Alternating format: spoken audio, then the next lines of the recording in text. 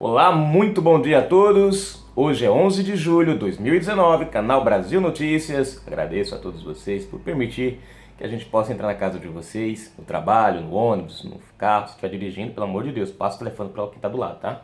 Bom, gente, é o seguinte. Hoje é quinta-feira e a reforma da Previdência ontem foi aprovada. Vamos falar sobre esse assunto? Se inscreve, comenta, compartilha, aperta aí o sininho das notificações, dá aquele like maroto e vamos à matéria. Reforma da Previdência aprovada na votação em primeiro turno na Câmara. O plenário da Câmara dos Deputados aprovou o texto base da reforma da Previdência na votação em primeiro turno na noite desta quarta-feira, 10. A proposta foi aprovada por 379 votos favoráveis e 131 contrários. Depois eu quero fazer um comentário sobre isso aqui. Com a aprovação de hoje, a Câmara vai passar a votar os destaques que sugerem mudanças no texto do relator do projeto, deputado Samuel Moreira, do PSDB de São Paulo. A análise dos destaques deve ir até a madrugada de quinta-feira, 11, para que a reforma seja definitivamente aprovada na Câmara, na votação em segundo turno, ainda nesta semana, e seguir para o Senado. Pula isso aqui. Antes de anunciar o resultado da votação, o presidente da Câmara, Rodrigo Maia, agradeceu a todos os deputados e disse que a votação foi um momento histórico. Muitas vezes fico acompanhando os discursos e às vezes me pego perguntando: será que eu estou certo? Ou o deputado Orlando Silva está? Será que o Paulo Teixeira, o Ivan Valente, disse, citando parlamentares da oposição. A cada discurso que eu ouço, eu tenho a certeza de que reformar o Estado brasileiro é a posição correta, defendeu em seguida.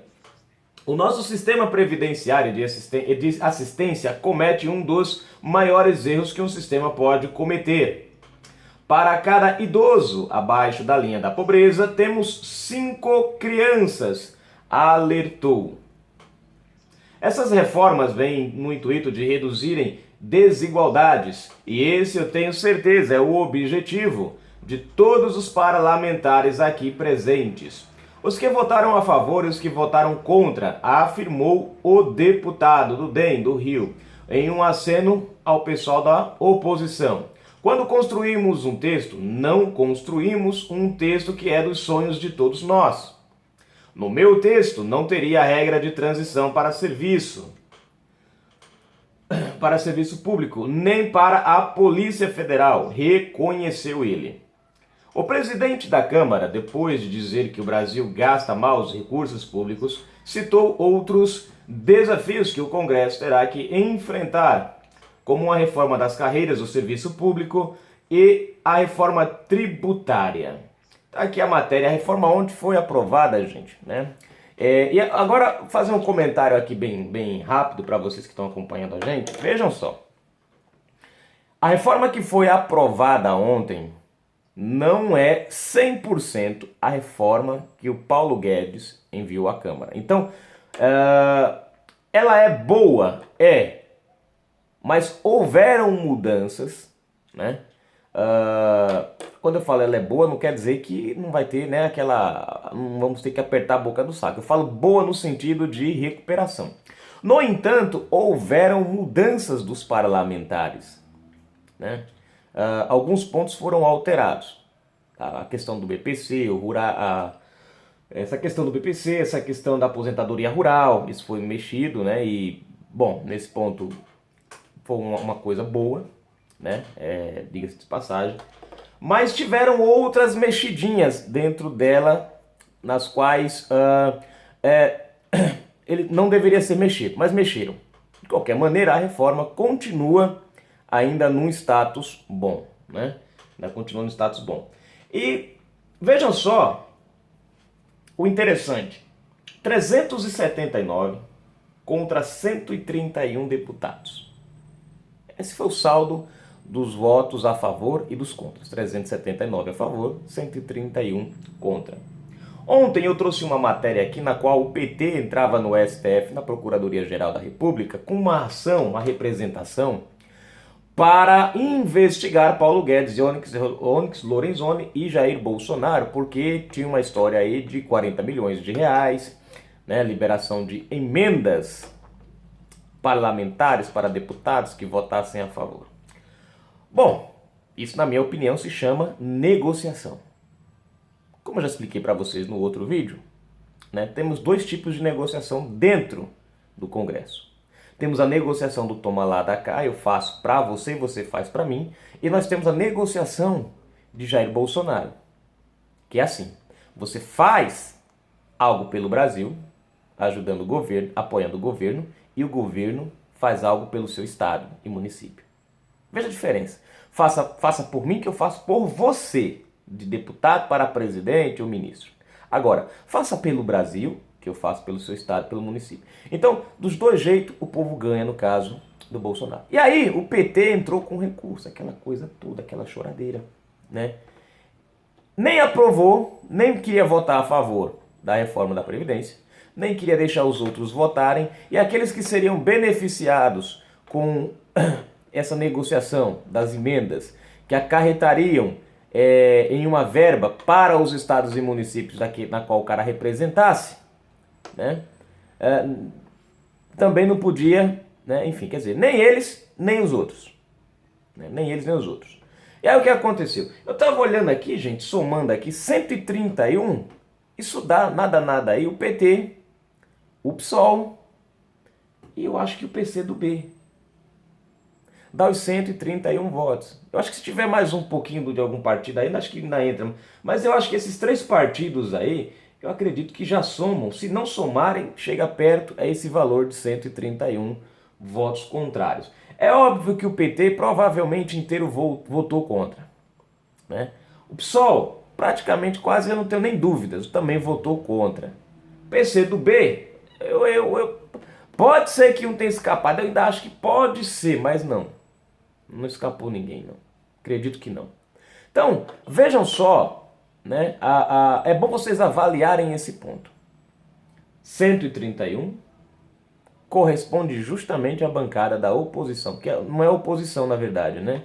Ali é uma guerra contra o governo e o Brasil. Que a oposição trabalha a favor do país, não contra, né? E aí o que acontece?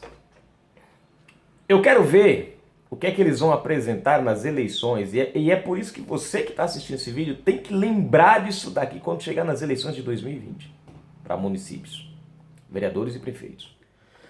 O que é que o PT vai apresentar para vocês?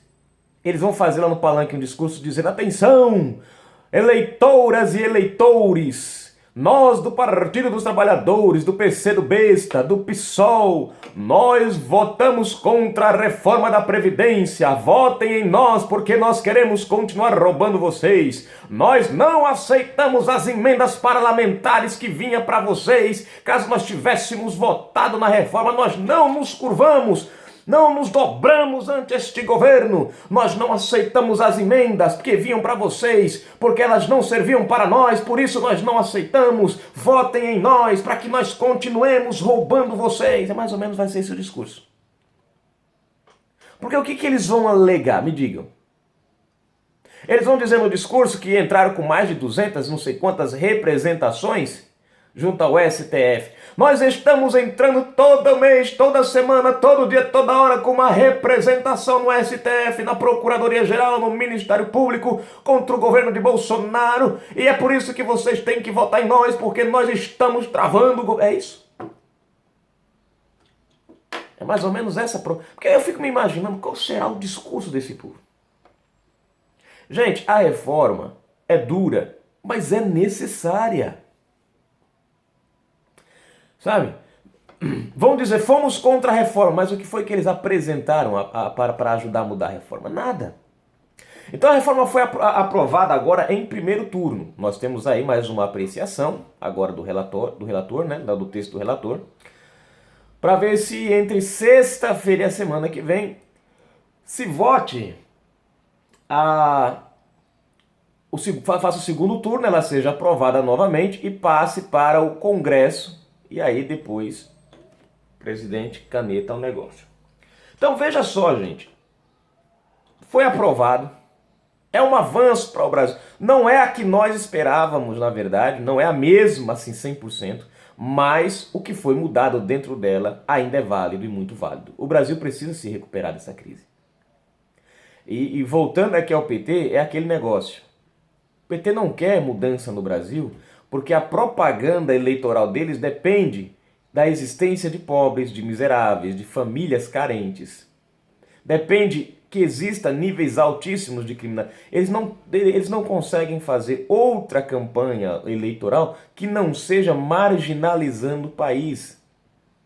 Infelizmente, eles não sabem fazer nada que seja mostrando, né, esse lado do país. Infelizmente, esse é um fato. Mas está aqui. A reforma foi aprovada. Uma vez sancionada, vamos torcer para ela passar pelo segundo turno o mais rápido possível. Passar pelo Congresso o mais rápido possível.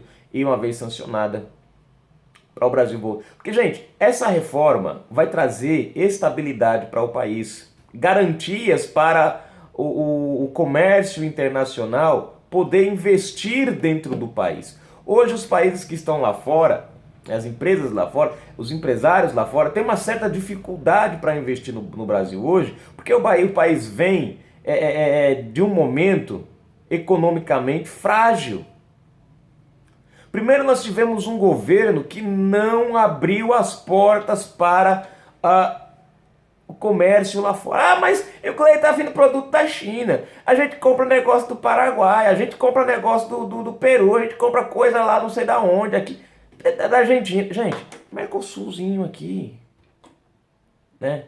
É a turma daqui mesmo. Vocês viram o tamanho? É porque o brasileiro, muitas vezes, parece que não tem noção do país e do território que ele mora e da riqueza na qual esse país possui. O Brasil é grande, tem espaço para caber o Mercosul dentro. Pra vocês terem uma ideia. Então, o que o PT fez? Isolou o país. Por que o PT não estendeu não abriu as portas para fora? Porque o plano do governo petista era o seguinte. Já ouviu falar naquela palavra pátria grande? O que é a pátria grande? É o Brasil sustentando, na verdade, o Brasil se juntando com Bolívia, Argentina, Uruguai, esses países ao redor aqui, Cuba. É o Brasil se juntando e tornando-se um só. E os nossos recursos, que eles dizem que são que nós queremos dar para os Estados Unidos, seriam entregues, como já vinha sendo entregue a eles. Você quer ver uma coisa? Hoje nós reclamamos da gasolina. Ainda está em vigência, infelizmente, ainda está em vigência o sistema do governo Dilma e Lula. Né? Bolsonaro não pode entrar na presidência hoje e dizer a partir de hoje o gasolina vai ser R$1. Não pode, não é assim que funciona. Às vezes as pessoas acham que o presidente entra hoje e amanhã já pode estabelecer o preço do gás, o preço da gasolina, o preço da energia. Não, gente, isso aqui é quase como... Imagine um grande contrato, ele não pode ser quebrado. Ele pode ser encontrado lá cláusulas que você possa explorá-las para mudá-lo ou até para interrompê-lo. Mas você não pode quebrar um contrato. Tem um contrato, né? Então, beleza. Bolsonaro entrou. Paulo Guedes já está trabalhando nisso. Aí vejam só o que acontecia no nosso Brasil. Olha só como são as coisas. Nós compramos a nossa gasolina aqui. Você abastece hoje no posto de gasolina. Dentro da cidade você abastece aí a R$3,90, não sei, R$4. Na estrada, e principalmente cidades como a minha, que são cidades pequenas, né? E a gente mora ao lado de uma estrada estadual, né? Os postos de gasolina nos estados estaduais e federais são mais caros, é R$4,50, R$4,80 o preço da gasolina. Nós pagamos esse preço de gasolina aqui. O cara no Paraguai, nos países vizinhos aqui, paga um a 2 e besteirinha. Vocês veem que interessante? Nós aqui pagamos mais caro, eles lá pagam mais barato. Eles compram a nossa gasolina, revendem lá no país deles e ainda assim sai mais barato. Aí você pergunta por quê, Yugley? Porque os nossos recursos naturais aqui do Brasil eram entregues para eles. E aí, para não quebrar o Brasil, o que eles faziam? A gente vende mais barato para o povo lá fora, os brasileiros pagam mais caro aqui dentro para compensar,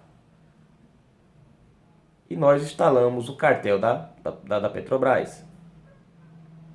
Por isso que hoje nós não temos competitividade nos postos de gasolina. É meio que uma tabelinha a gasolina. Infelizmente, é assim que funciona.